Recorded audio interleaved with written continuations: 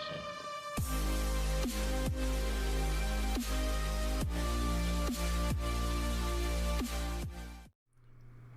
Hello everyone, Dead Kennedy in Space here. Just a quick channel update. My job prospects are not looking so good, so I'm going to be finding new opportunities for employment as soon as possible. Again, this may affect my upload speed a little, but I'm not going anywhere, trust me. Second thing, I've totally sold out. I'm doing a run of t-shirts, both unisex and women's, with the channel logo and a few choice words along with it. That site is really hard to use, so don't order the white one. I can't figure out how to edit or remove it, so for now just don't. White on yellow? Ew. Black one looks nice though, I think. Also, these shirts are a little bit pricey, so as an incentive, if anybody buys one and takes a picture of themselves wearing it, I'll feature them in every end card for every video I do going forward as thanks. It would really help me out and support my channel. Thank you again everyone for watching, and with that, let's get on with today's video.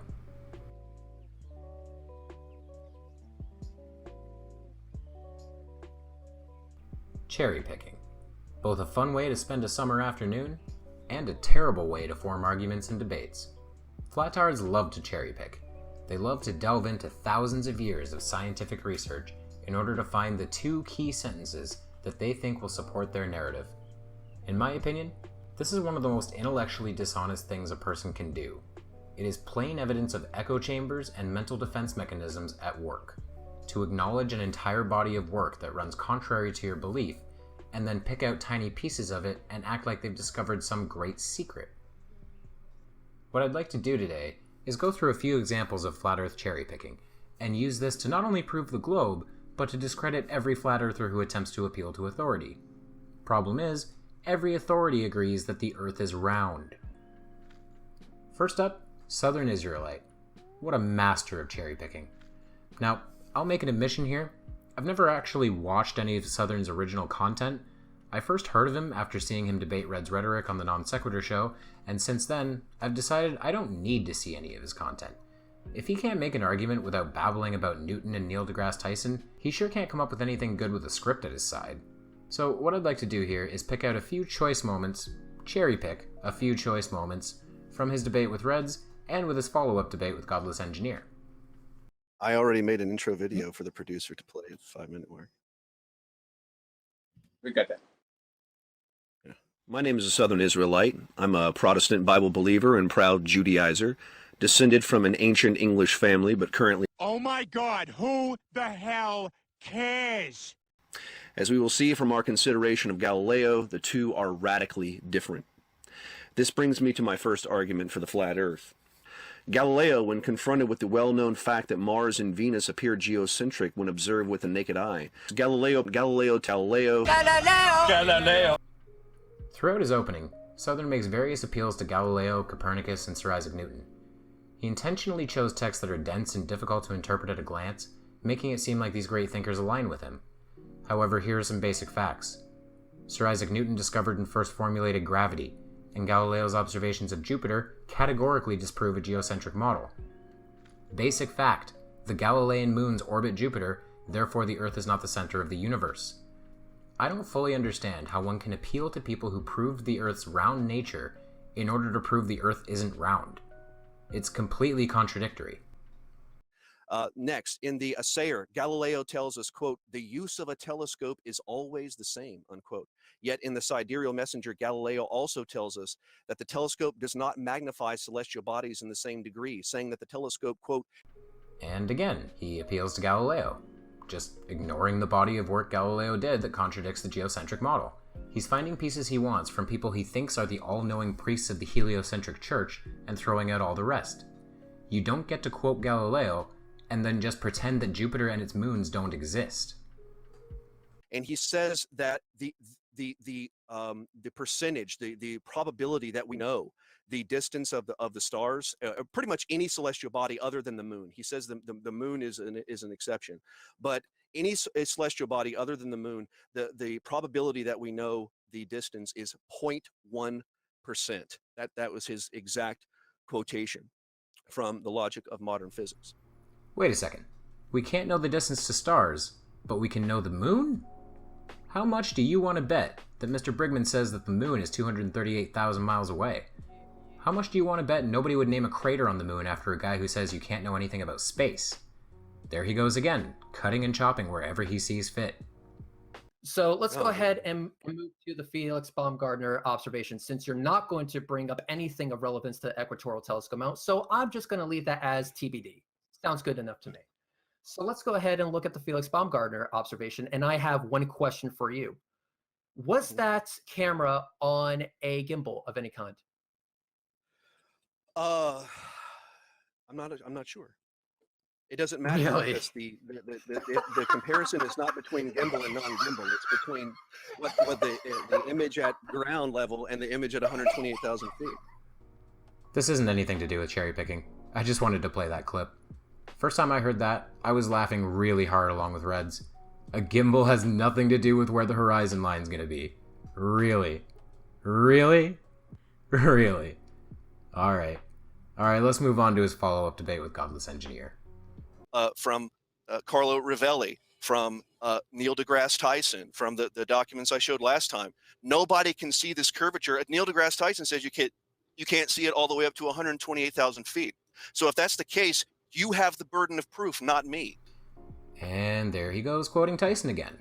Why do you believe Tyson about the height of visible curvature, but not about the fact that the Earth is round? There's those small red fruit again. Standard academic sources admit curvature cannot be detected below 35,000 feet, and that, quote, photographs purporting to show the curvature of the Earth are always suspect because virtually all camera lenses project an image that suffers from barrel distortion. Neil deGrasse Tyson admits that even from 128,000 feet. There you go again. I've had enough of this crap. Let's cut ahead to the surprise appearance at the end of this debate, in which this idiot has his quote mining thrown right back in his face by none other than our favorite foul-mouthed Floridian. Okay, cool. Well, we're gonna find out about that here in just a second. But I think it's clear that GE pretty much mopped the floor with you this evening. So, Reds, which argument did he refute that I made? All of I don't know what dipshit. argument he made. I don't know if you refuted because we didn't really have an argument. Although, hang on. To Okay. demonstrate this, To demonstrate this, I'm simply going to ask Southern Israel. I'm going to challenge him to answer one question. So now we got directly. Reds in here. It's 4 Oh, on damn 1. straight we do. Y'all are Okay, desperate. here's the challenge. Y'all can't Here's answer the a challenge. single thing Here's I the said challenge. about Oh, Reds. don't No. worry. Shh. It's okay. You It's called okay. him out. It's I'm okay. letting you answer Okay, for it. here we go. Here we go. Okay, so you quoted Neil deGrasse Tyson in your video. Yes. So now I ask you to quote him again. What did Neil deGrasse Tyson say on the nightly show before he dropped the mic?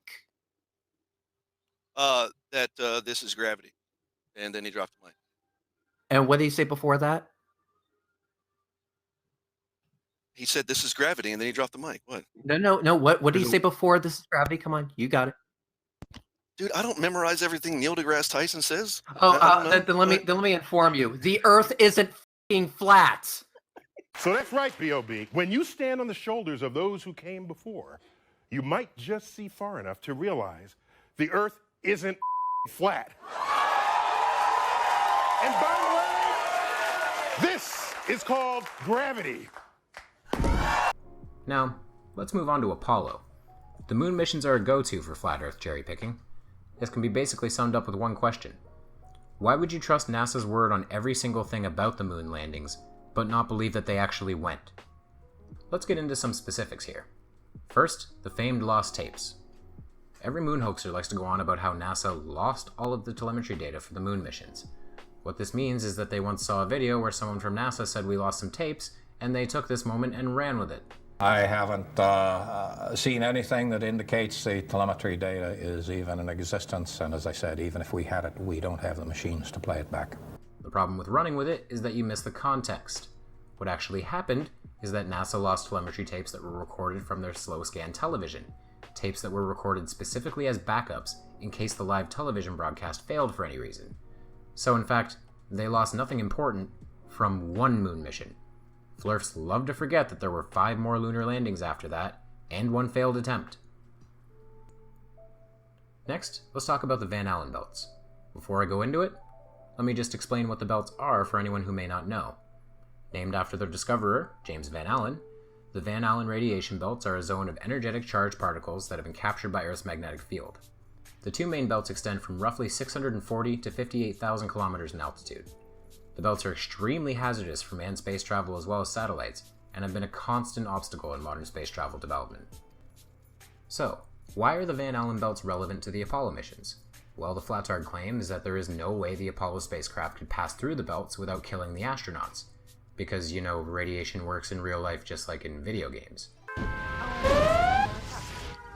Unit lost. Structure abandoned. Setting aside the fact that radiation poisoning isn't instantaneous, and the Apollo missions took a lot of care to avoid most of the danger, why do flatties even believe in the belts? Do they not understand how they were discovered? With the direction of James Van Allen, the Explorer 1 and Explorer 3 missions, and the Army Ballistic Missile Agency.